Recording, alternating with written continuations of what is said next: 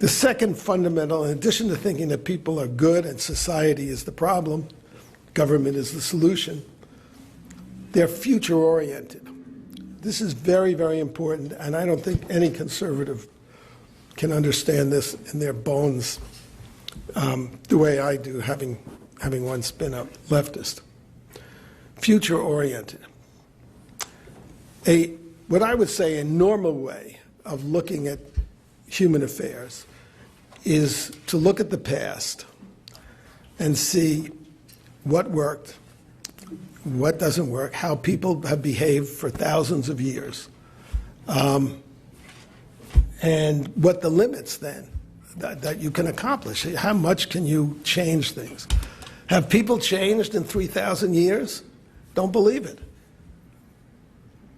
How could we read the Iliad? How could you read the Bible and relate to the people in it if people had changed? People haven't changed. This is the same stories for 3,000 years. You know, the technology changes, so there are aspects that change, but the fundamental, people's greeds, their lusts, Cain killing Abel. I mean, come on. We see this among Republicans today. I mean,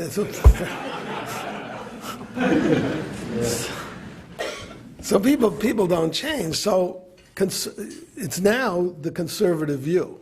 I mean, our country has moved polarized in this way, and we now have a left, a significant left, which we never had before.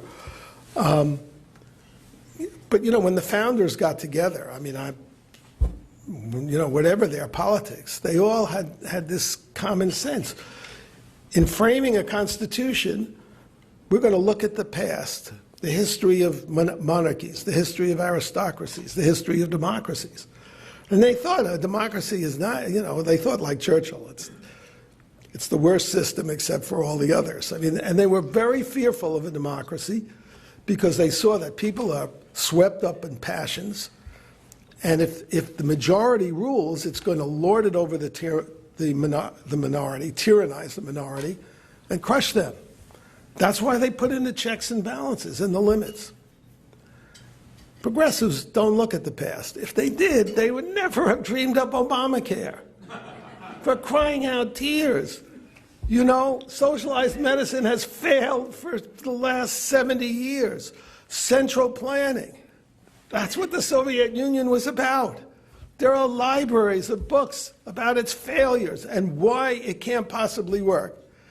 And yet they rammed through this centralized system, and now it's, you know, it's coming back to haunt them. But how could an intelligent person, as I say, these are not stupid people, but how can an intelligent person think that you could have a centrally planned healthcare system that works? Anyway, progressives don't look at the past. They look at the past to discard it. That's why they all talk about a living constitution. It's an old document, the Constitution. Well, people don't change. So yeah, it needs, you know, there are new technologies and there are all kinds of problems like that. But the fundamental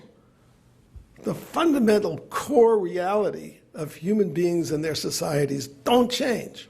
That's why the Constitution, even though it was written a long time ago, is still the wisest political document ever written. And, you know, we are abandoning it as we are at our peril.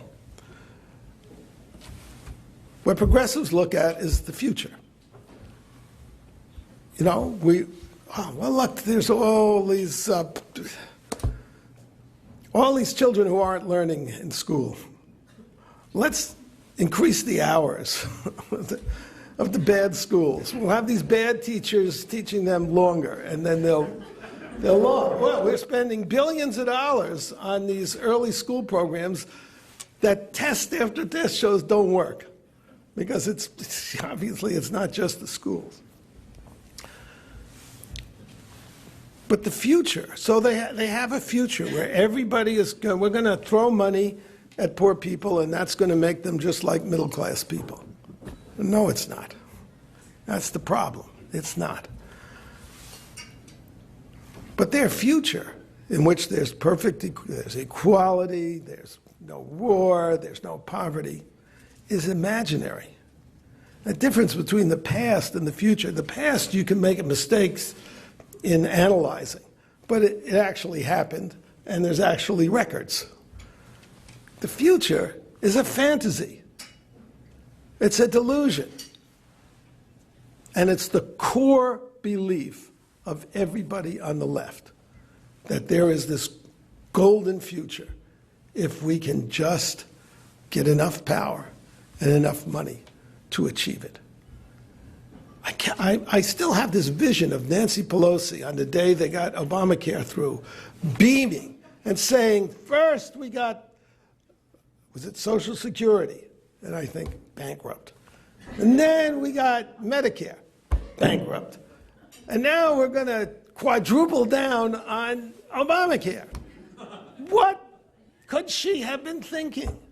What she's thinking is that this is the cornerstone of the socialist future, which is what she believes in.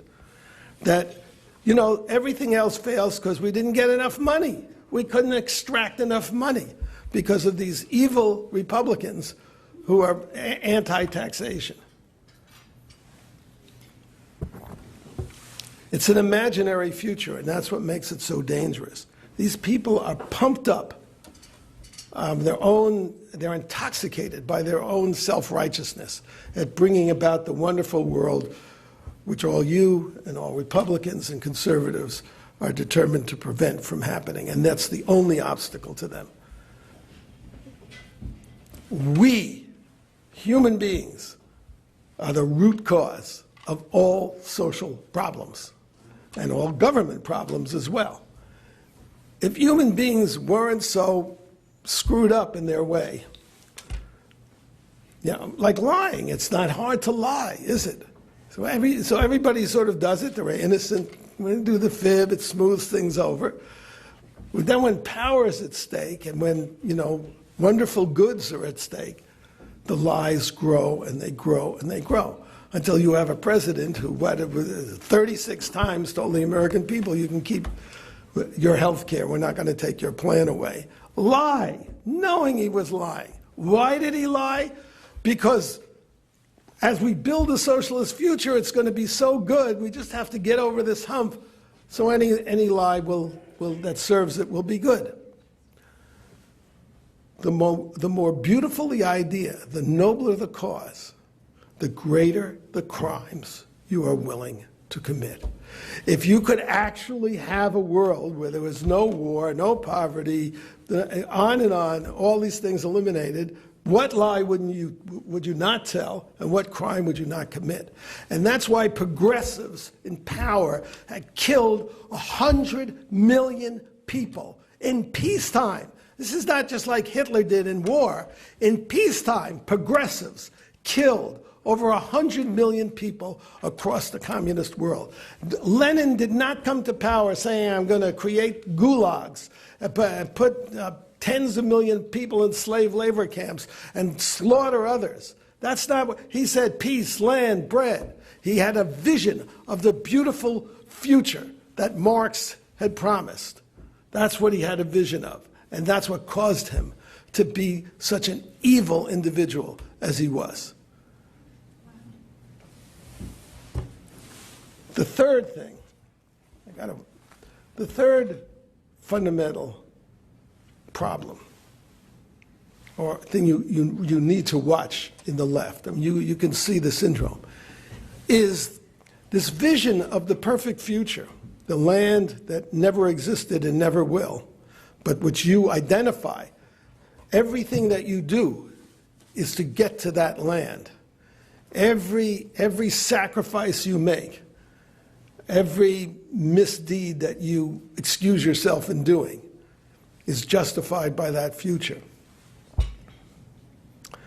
Your allegiance to that future causes you to be alienated from your country. And that uncertain loyalty to country is endemic in the Democratic Party. And I'm sorry to say Republicans let them get away with this all the time.